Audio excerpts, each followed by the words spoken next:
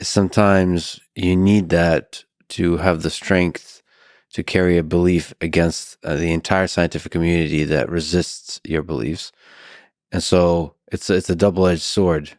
That can happen, but I guess the distinction here is evidence. Yes. So in this case, the evidence was so overwhelming. It wasn't really a matter of interpretation. It was you had observed this star with the same star, but with maybe 10, even 100 times greater precision for prolonged, much longer periods of time, and there was just no doubt at this point this planet was a mirage. And so that's why you have to be very careful. I always say, don't ever name, my wife and my daughter, like, name this planet after me that you discover. And I'm like, I can't ever name a planet after you, because I won't be objective anymore. How could I ever turn around to you and say that planet wasn't real, that I named after you? So you're somebody that talks about, and it's clear in your eyes and in your way of being, that you love the process of discovery, that joy, the magic of just, seeing something, a new observation, a new idea, right? But I guess the point is, when you have that great feeling, is to then switch on the skepticism, like to start like testing, what does this actually mean? Is this real? What are the possible different interpretations that could make this a lot less grand than I first imagined? And so both have the wonder and the skepticism all in one brain. I think generally the more I want something to be true, the more I inherently doubt it. And I think that just comes from, I grew up with a religious family and was just sort of indoctrinated to some degree, like many children are, that, okay, this is just normal, that, there's a God and this is the way the world is. God created the earth. And then as I became more, well-read and illiterate of what was happening in the world scientifically, I started to doubt.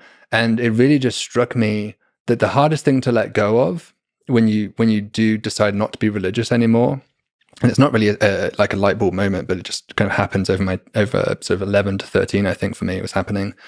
But it's that sadness of letting go of this beautiful dream which you had in your mind of eternal life, for behaving yourself on earth. You would have this beautiful heaven that you could go to and live forever, and that's very attractive. And for me personally, that was one of the things that pulled me against it. Was this? It's like it's too good to be true, and that it's very convenient that this could be so.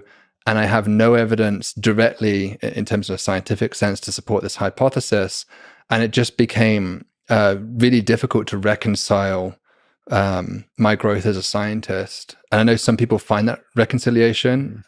I have not. Maybe I will one day.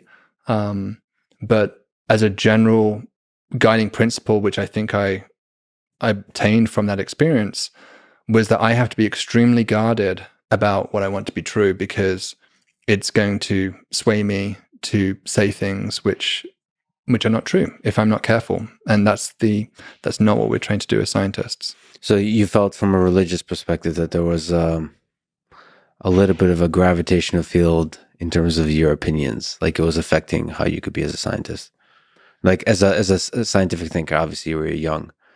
Yeah, I think I think that's true. That whenever there's something you want to be true, it's the ultimate seduction intellectually.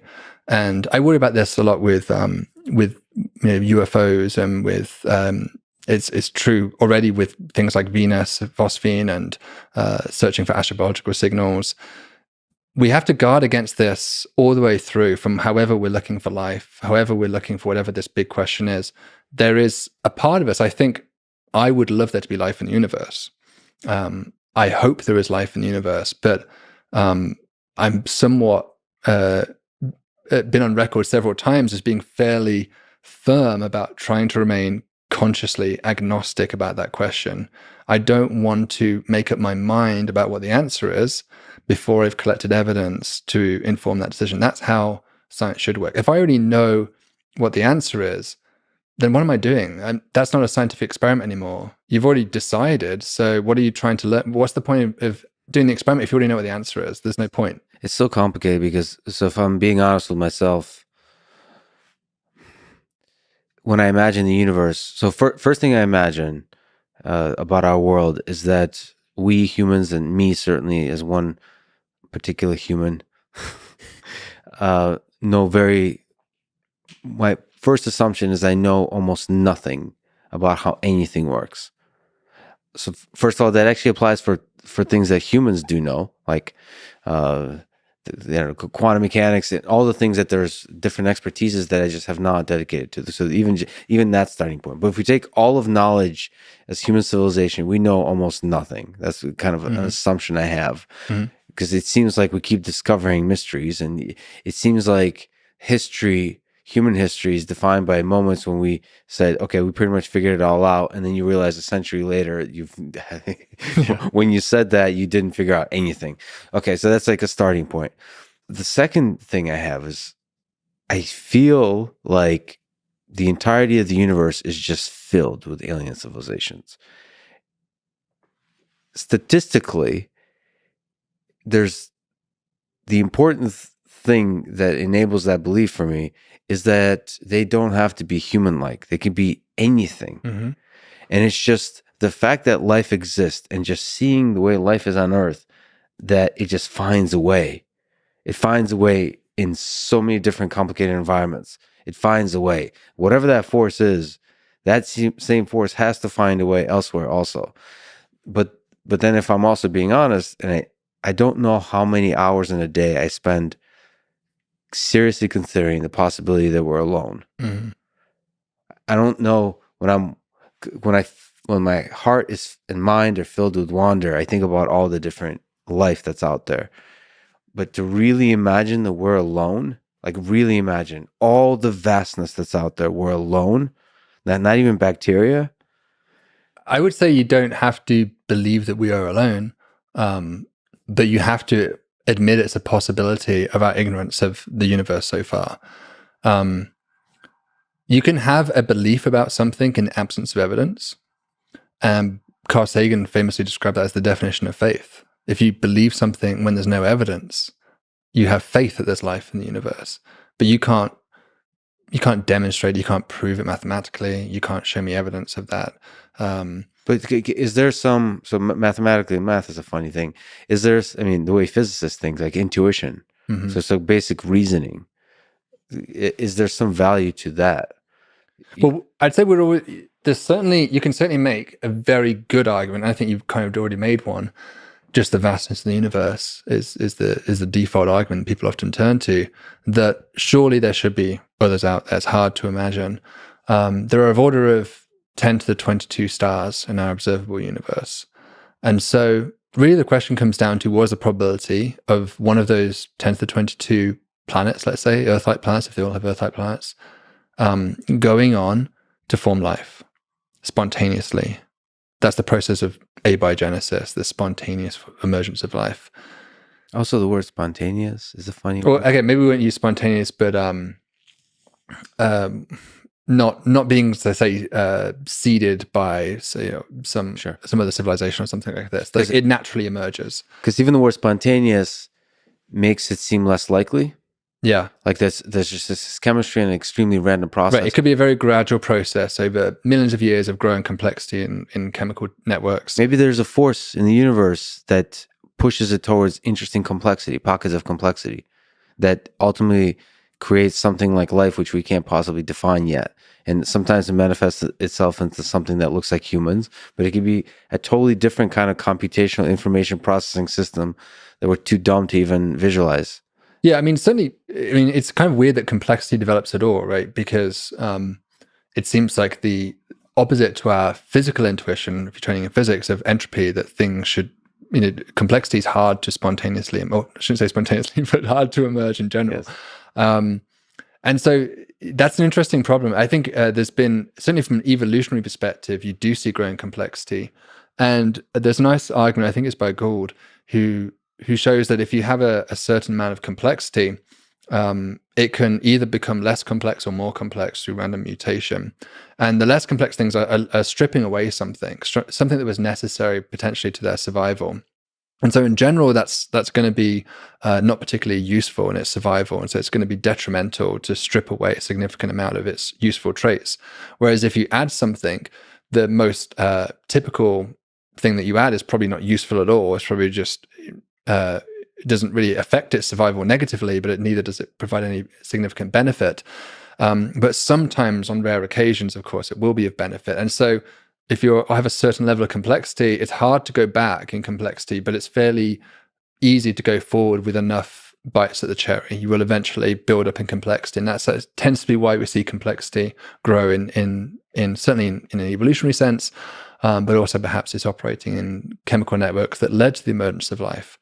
I guess the real problem I have with the numbers game, just to come back to that, is that we are talking about a certain probability of that occurring. It may be to go from the primordial soup, however you want to call it, the ingredients that the earth started with, the organic molecules, the probability of going from that initial condition to something that was capable of Darwinian natural selection that maybe we could define as life.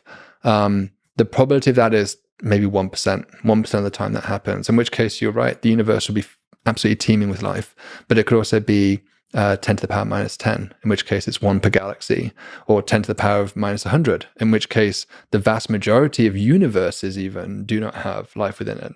Or 90%. Or 90. You said 1%. You said 1%, but it could be 90% if the conditions, the chemical conditions of a planet are correct, or a moon are correct. I admit that. It could be any of those numbers.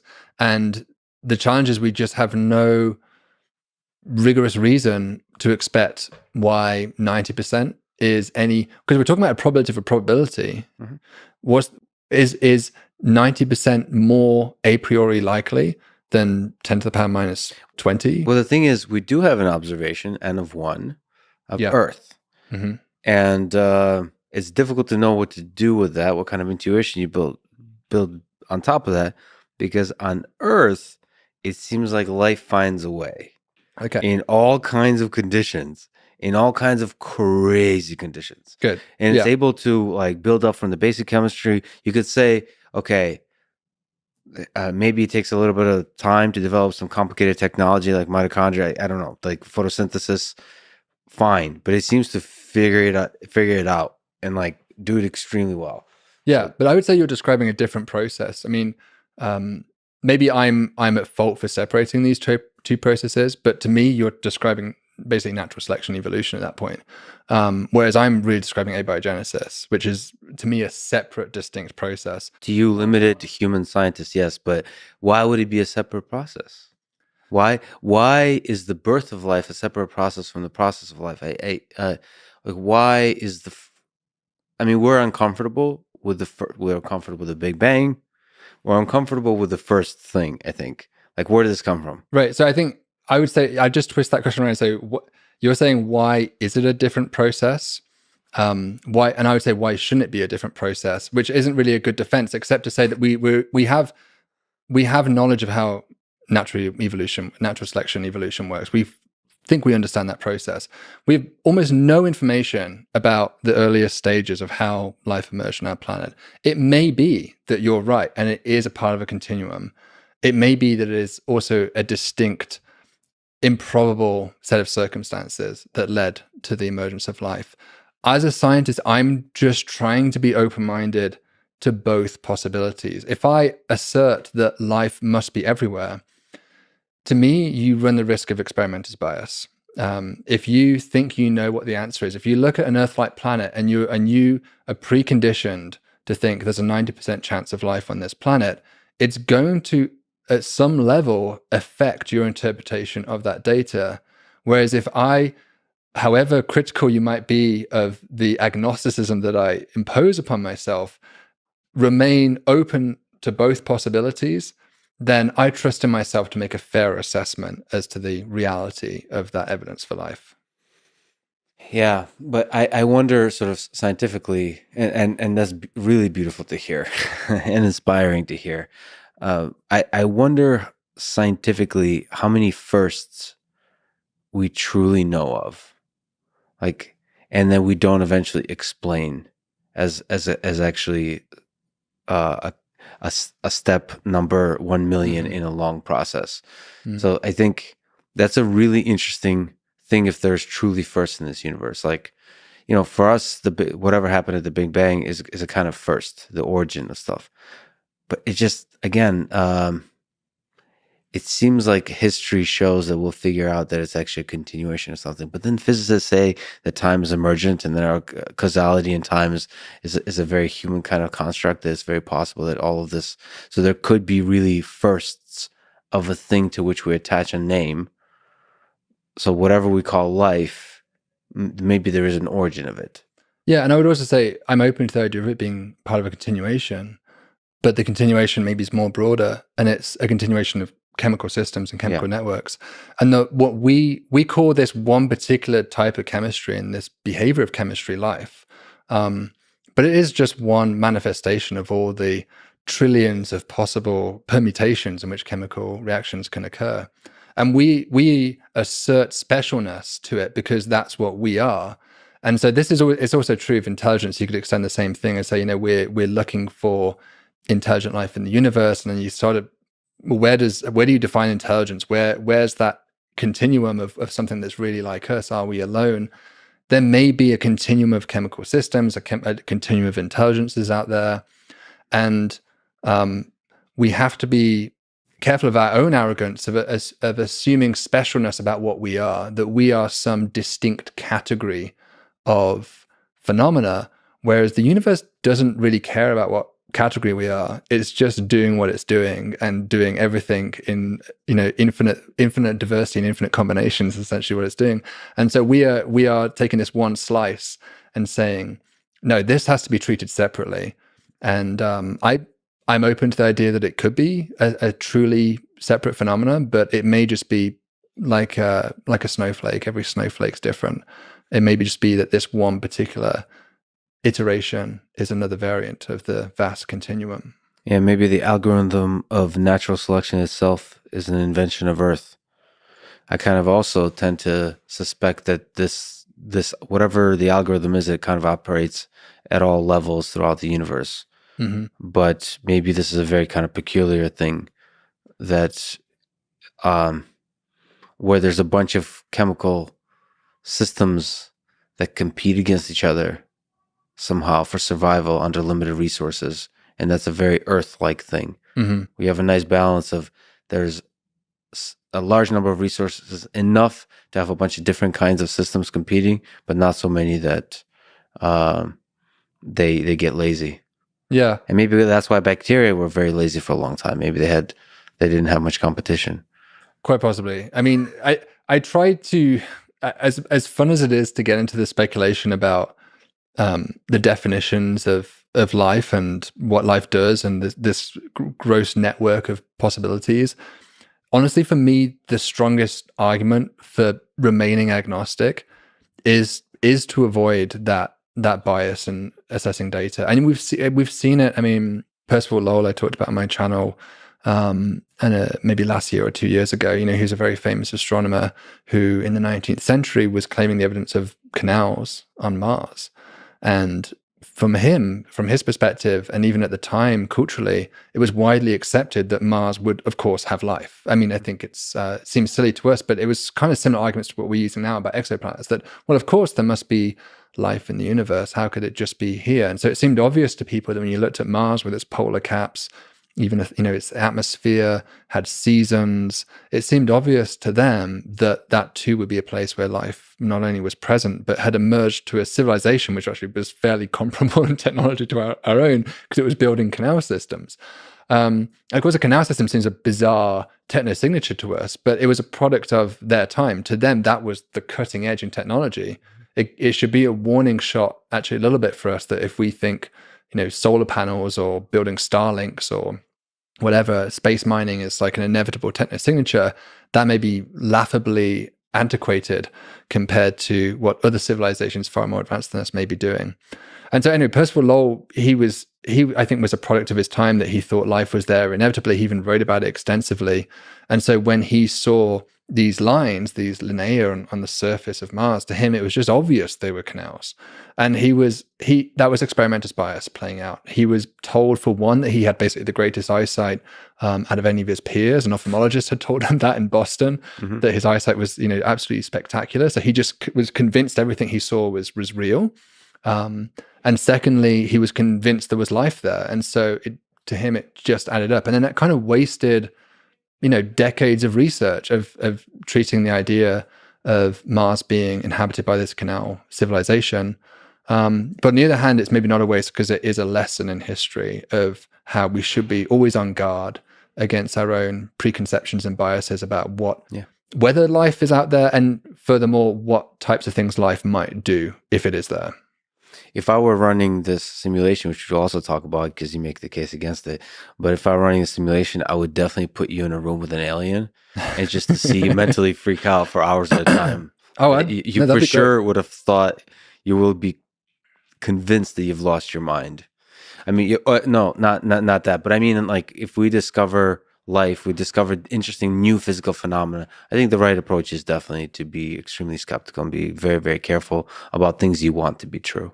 That's really I would say admirable. I'm not like some extreme denialist of evidence. If there was compelling evidence for life on another planet, I would be the first one to be celebrating that and be shaking hands with the alien on the White House lawn, whatever. That would be, I grew up with Star Trek, and that was my fantasy, was to, be Captain Kirk and fly across the stars, meaning of the civilization. So there's nothing more I'd want to be true, as I've said. But we just have to guard against it when we're assessing data. But I have to say, I'm very skeptical that we will ever have that Star Trek moment. even if there are other civilizations out there, they're never going to be at a point which is in technological lockstep with us, similar level of development, even intellectually. The idea that they could have a conversation with us, even through a translator. I mean, we can't communicate with humpback whales. We can't communicate with dolphins in a meaningful way. We can sort of bark orders at them, but we can't have abstract conversations with them about things. And so the idea that we will ever have that fulfilling conversation, I'm deeply skeptical of. And I think a lot of us are drawn to that. It is maybe a replacement for God to some degree, that father figure civilization that might step in, teach us the error of our ways, and bestow wisdom upon our civilization. But they could equally be a giant fungus that doesn't even understand the idea of socialization, because it's the only entity on its planet. It just swells over the entire surface, and it's incredibly intelligent, because maybe each node communicates with each other to create essentially a giant neural net. But it has no sense of what communication even is. And so alien life is out there is surely going to be extremely diverse. I'm pretty skeptical that we'll ever get that fantasy moment I always had as a kid of having a dialogue with another civilization.